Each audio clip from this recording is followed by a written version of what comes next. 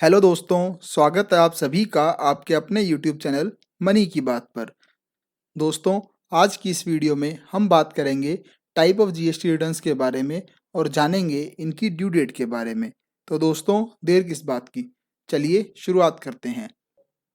सबसे पहले बात करते हैं जीएसटीआर 1 की। जीएसटीआर 1 के अंदर टैक्स पेयर को अपनी आउटवर्ड सप्लाई डिटेल डालनी होती है। यह रिटर्न मंथली या फिर क्वार्टरली बेसिस पर फाइल होती है और इसको फाइल करने की जो ड्यू डेट है वो है 11th ऑफ नेक्स्ट मंथ। यानी अगर आपको अप्रैल मंथ की आउटवर्ड सप्लाई डिटेल डालनी है तो उसकी जो ड्यू डेट होगी वो होगी 11th ऑफ मई, और वहीं फर्स्ट क्वार्टर की अगर आपको आउटवर्ड सप्लाई डिटेल्स डालनी है तो उस केस में आपकी जो ड्यू डेट होगी वो होगी 11th ऑफ जुलाई। बात करें जीएसटीआर 2 और 3 की, तो यह रिटर्न्स अभी भी चालू नहीं हुई हैं और पोर्टल पर अभी भी सस्पेंडेड हैं। तो जैसे ही ये शुरू होंगी तब इसके बारे में बता दिया जाएगा।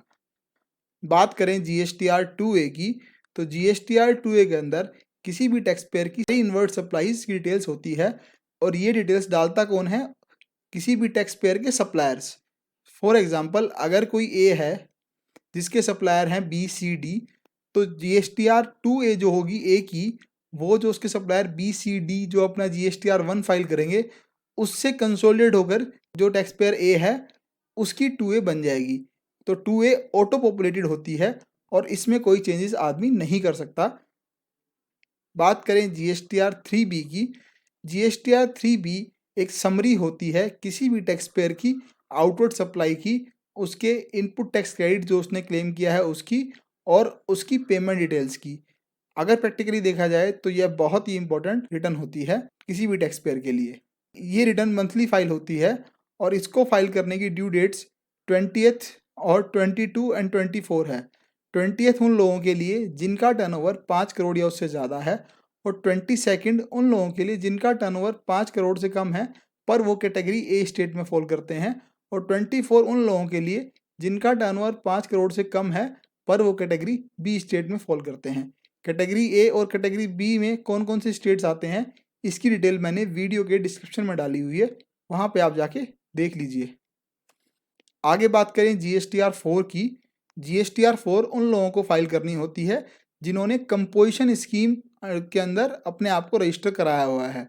कंपोजिशन स्कीम क्या है इसके बारे में मैं ऑलरेडी एक वीडियो बना चुका हूँ, आप वीडियो के आई बटन पर जाकर उस वीडियो को देख सकते हैं। यह रिटर्न ईयरली फाइल्ड होती है और इसकी जो फाइल करने की ड्यू डेट है वो है 30th of the month succeeding a financial year, यानी फाइनेंशियल ईयर खत्म होने के बाद जो अगला मंथ आएगा उसकी 30th तारीख। आगे आता है GSTR 5। GSTR 5 non resident foreign taxable person को फाइल करनी होती है और यह भी मंथली फाइल होती है।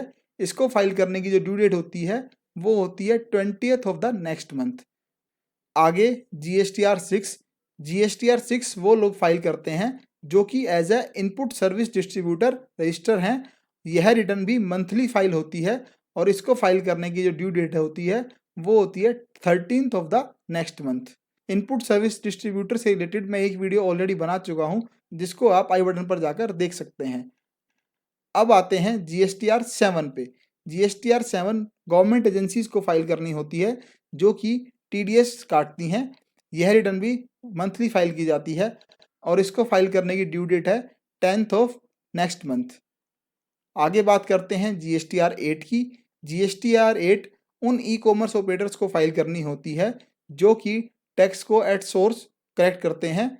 यह भी मंथली फाइल होती है और इसको फाइल करने की डेट भी 10th ऑफ नेक्स्ट मंथ होती है।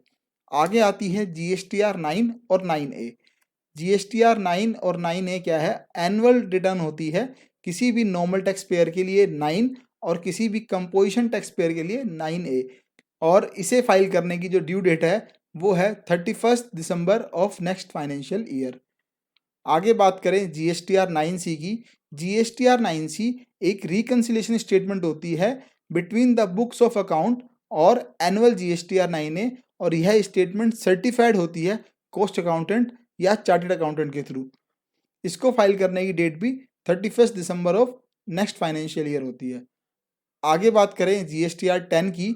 जीएसटीआर 10 उन लोगों को फाइल करनी होती है जिनका रजिस्ट्रेशन कैंसिल हो गया है, यानी कैंसिल होने के बाद भी टैक्स पेयर की कुछ लायबिलिटी बच जाती है, उसको लायबिलिटी को डिस्चार्ज करने के लिए उसको एक रिटर्न फाइल करनी होती है, जो कि होती है GSTR 10। ये एक ही बार भरी जाएगी, क्योंकि एक बार कैंसिल हो गया उसके बाद जो भी लायबिलिटी बची उसके लिए उसको फाइल करनी है, तो एक ही बार फाइल होगी। और इसको within 3 months of date of cancellation या डेट ऑफ कैंसिलेशन का जो ऑर्डर आ गया उसके 3 मंथ के अंदर अंदर इसको फाइल करना है। आगे बात करें GSTR 11 की। GSTR 11 वो लोग फाइल करते हैं जिनके पास UIN नंबर होता है और जो इसका क्लेम लेते हैं। UIN number mostly UN bodies के लोगों को दिया जाता है, जिसके बिहाफ पर वो अपना रिफंड क्लेम करते हैं। यह भी मंथली फाइल होता है और इसको फाइल करने की डेट होती है 28th ऑफ द मंथ, जिस मंथ में वो अपनी स्टेटमेंट फाइल कर रहे हैं। तो दोस्तों, ये था एक ब्रीफ टाइप ऑफ रिटर्न्स के बारे में। आशा करता हूँ आप सभी लोगों को GST रिटर्न्स के बारे में एक बेसिक इन्फॉर्मेशन मिल गई होगी।